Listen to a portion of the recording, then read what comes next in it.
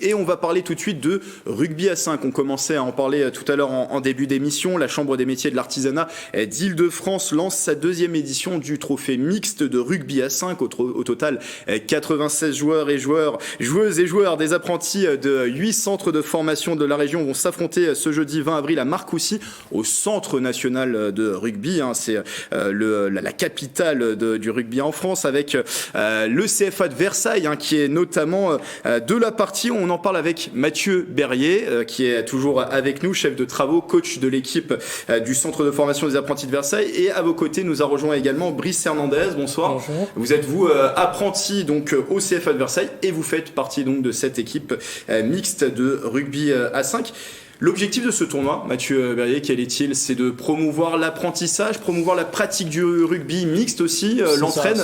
En fait, on a une association qui s'est faite avec la Ligue de rugby, et donc en fait depuis c'est la deuxième saison là qu'on fait, et donc pour pouvoir promouvoir le rugby, promouvoir aussi les jeunes qui puissent aller vers le rugby, parce que c'est quand même un sport qui est pas forcément, qui fait peur certainement, donc le toucher ça permet d'attirer beaucoup de jeunes comme Brice par exemple, qui vient qui connaît pas du tout le rugby, qui a appris les règles en 2 mois et qui va faire le tournoi jeudi prochain et encore le remporter, j'espère, pour Versailles. Oui, vous confirmez, Brice, vous ne connaissez rien du rugby à la base? Non, pas du tout. Alors, qu'est-ce qui vous a attiré justement dans la pratique du rugby touché?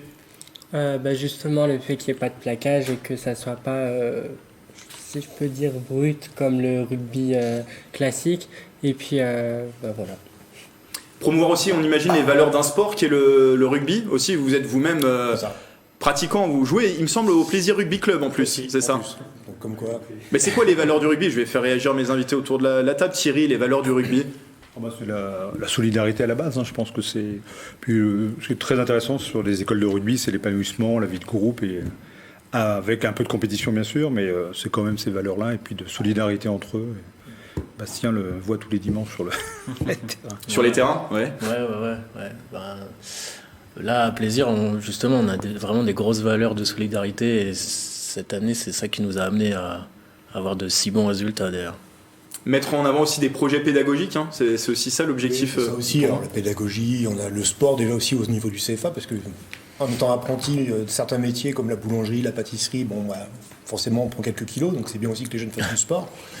On a des coiffeuses, on a des esthéticiennes qui viennent aussi jouer avec nous. Donc franchement, c'est tous les métiers qui peuvent participer, et tous les CFA d'Île-de-France justement vont pouvoir participer et se rencontrer ce jour-là. Ça vous fait quoi, Brice, de jouer au Centre national du rugby? Alors je disais tout à l'heure, la capitale du rugby, c'est là où l'équipe de France de rugby s'entraîne. Je vais fâcher nos amis du Sud-Ouest, mais en tout cas c'est un centre, c'est le Centre national du rugby. Ça vous fait quoi de pouvoir fouler ces pelouses et de jouer pour ce tournoi là-bas? Je sais pas trop, j'ai jamais été, donc je saurais pas vous répondre. Bon, pas de souci. Mais ça vous tenait à cœur aussi de pratiquer le rugby dans cette formule-là, un tournoi mixte? Oui, je trouve ça super que y ait des filles qui puissent jouer avec nous, et comme c'est au toucher, ça va. Alors vous disiez, il y a des joueurs comme Brice qui ont découvert le rugby. Du coup, comment vous les avez entraînés? Comment ça s'est passé la préparation? C'est eux qui ont été moteurs. En fait, on a mis une inscription. Tout le monde pouvait s'inscrire. Ils sont venus d'eux-mêmes. Il n'y a pas eu de forcer quelqu'un à venir. Après, premier entraînement un peu difficile, forcément. On découvre, on apprend des règles, on ne comprend pas forcément tout. Mais ça se fait très bien. Les jeunes filles sont de plus en plus motivées. On a quand même Stéphanie, qui est aussi la deuxième année qui a fait le tournoi. On a un joueur de l'année dernière qui a joué en équipe B maintenant à Plaisir, donc et qui refait le tournoi cette année, en deuxième année, en BTM. Parce que c'est la deuxième édition, il me semble. Deuxième édition. Vous l'aviez remporté l'année dernière? On a remporté la première, donc on remet notre titre en jeu. On va certainement remporter. Oui, vous êtes confiant? Oui. Oui, vous être confiant pour ce tournoi. Est-ce que le niveau des autres CFA est bon? Est-ce que vous savez à peu près le niveau? On ne sait pas du tout. Non, ça va être de la découverte. Ça sera la nouvelle découverte. On sait que l'année dernière, on était au-dessus. Maintenant, cette année, je pense qu'ils ont vu aussi, ils ont appris des règles, ils ont sport aussi. Nous, malheureusement, on ne fait pas de sport au CFA. On n'a pas de prof de sport, en fait. Donc c'est nous, gratuitement, gracieusement, avec amour, pour le rugby, qu'on participe à ça aussi. Et il me semble qu'en amont de cette journée, en parallèle, il y a aussi 2 concours. Il y a celui du meilleur maillot, le meilleur AK également, c'est ça? Vous avez travaillé aussi là-dessus, du coup, Brice? Oui, avec une fille de ma classe qui participe au rugby. On a fait le maillot de notre équipe. Et puis on a aussi fait, je crois que c'est la semaine dernière, on a fait la vidéo pour le concours du meilleur AK.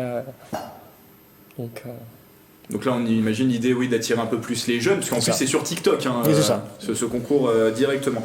Alors, très concrètement, pour terminer, ça va se passer comment, la journée de jeudi? Quel est le programme? Alors jeudi, c'est arrivé à 9h à Marcoussis, distribution de leur maillot qu'ils n'ont pas encore vu, donc il va découvrir le vrai maillot ce coup-ci, qu'ils ont dessiné avec Cécilia. Toutes les équipes vont changer, après on commence de 10h à midi, poule de 9, toutes les équipes se rencontrent. Donc c'est des matchs de 2 fois 6 minutes. Et ensuite l'après-midi, c'est les phases finales. Premier contre après, je ne sais pas exactement comment ça va se dérouler, mais les phases finales l'après-midi.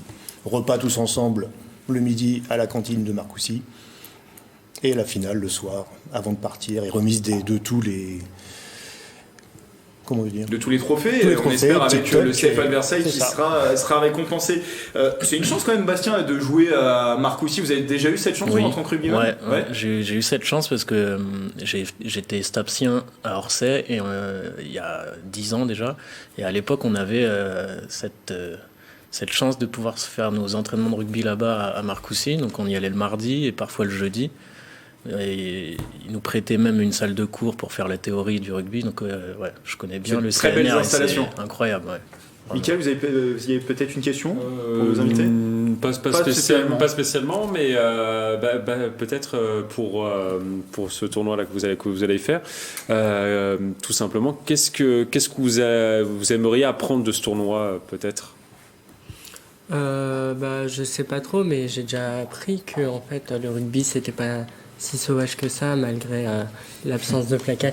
Mais non, parce que je suis quelqu'un qui a peur des ballons, donc c'était une chance pour moi de surmonter mes peurs. Bon, bravo en tout cas pour cette initiative. Merci à vous, Brice, merci Mathieu Merci également. Bon tournoi à vous et Merci allez Versailles. On va C'est ça. espérer pour ce tournoi de rugby à 5 qui va se dérouler donc ce jeudi du côté de Marcoussis.